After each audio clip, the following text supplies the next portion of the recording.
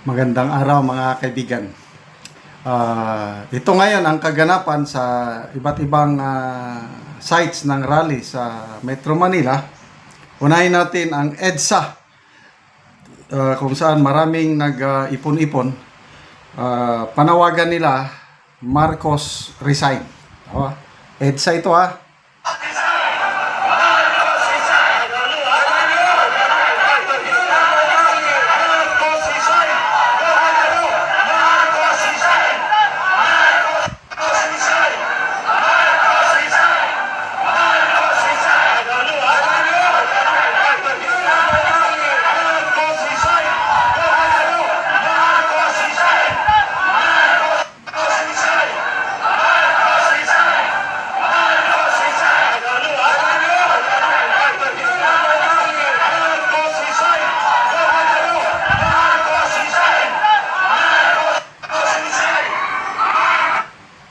Yan, ito naman, biglang lumabas sa screen ko, Davao naman ito. Daming tao. Inalis ko lang yung sound niya dahil may music, baka ma-copyright tayo. May music. Ang dami oh, Davao. Woo!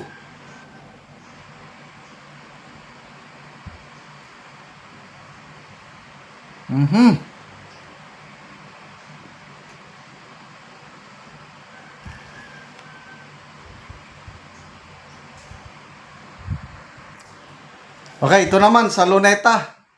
Medyo nagkakagulo. May mga habulan na batuhan.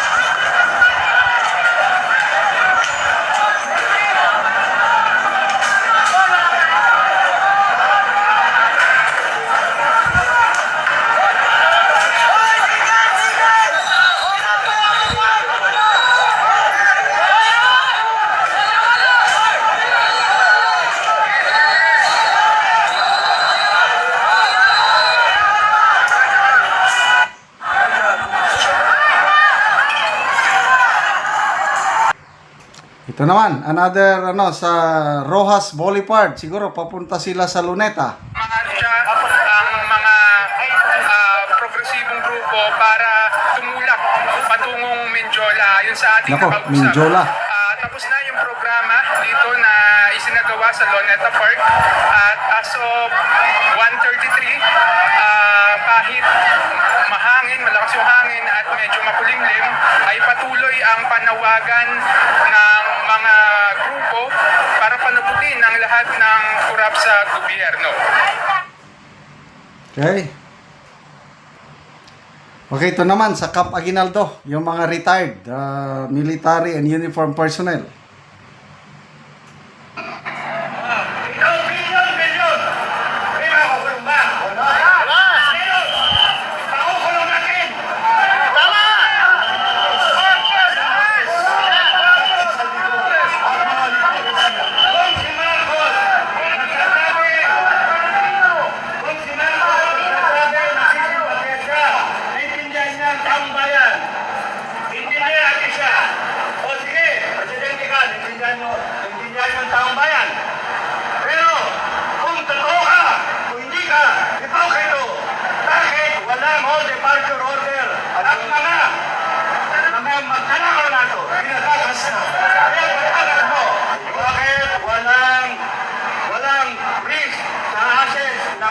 Walang yangto.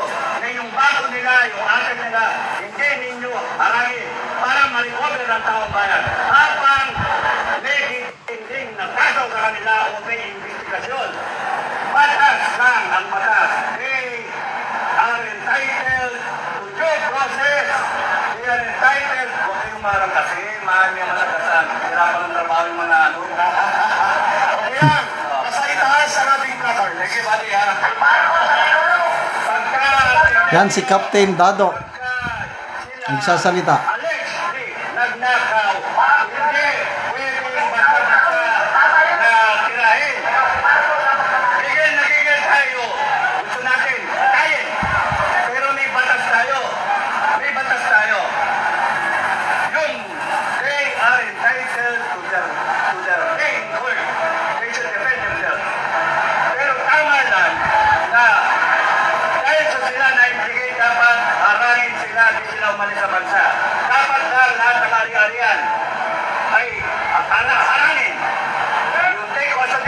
kapangyarihan nila.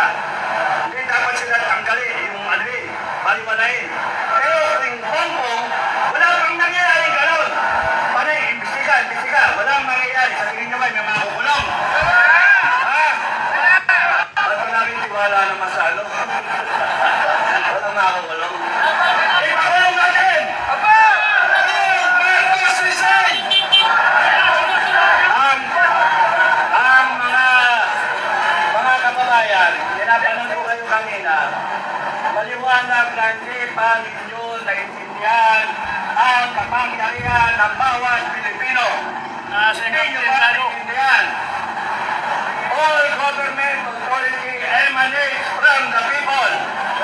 Lahat na nagtatrabaho sa gobyerno ng Pilipinas ang nagluklok ay ang taong bayan.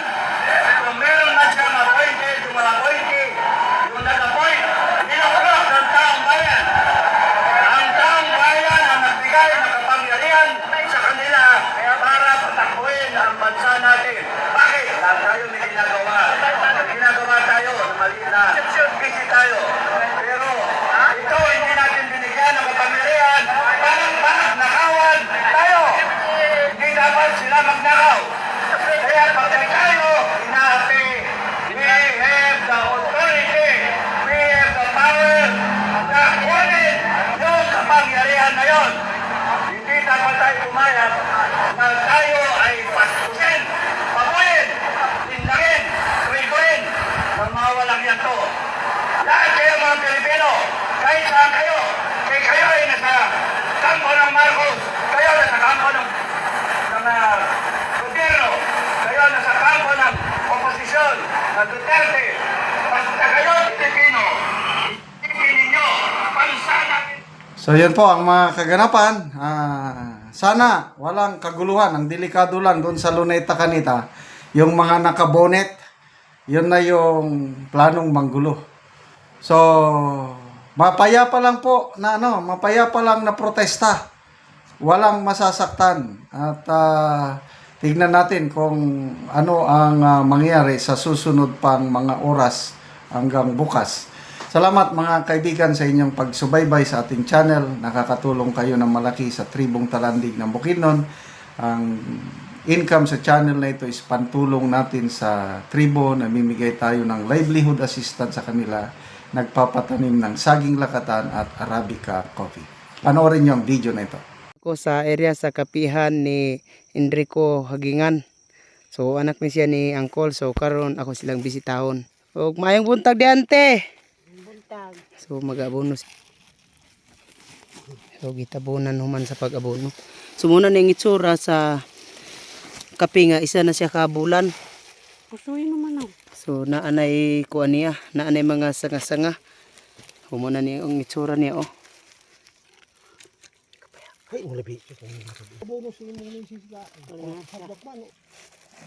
Man sa pag-abono tarungan gyud og kanang tabon para nga mas dali mo suyop ang kape.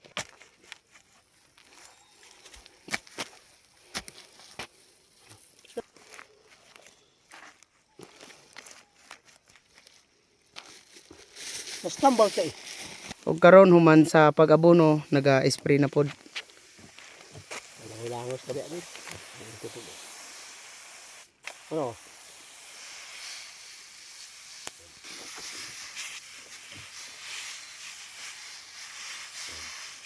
Ano yung sirup?